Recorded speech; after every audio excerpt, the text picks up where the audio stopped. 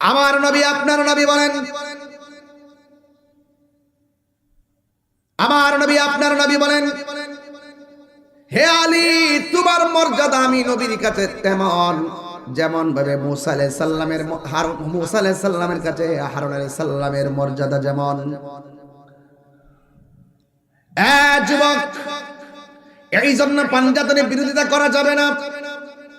আমার নবী যখন কোন সময় চুপচাপ বসে থাকতেন, একজন মাত্র সাহাবী আমার নবীকে যায় কাছে কথা বলার সাহস করতেন, যিনি হলো হযরতে মাওলা আলী রাদিয়াল্লাহু তাআলা আনহু। জোরে জোরে বলুন সুবহানাল্লাহ। এই হলো মাওলা আলীর শান।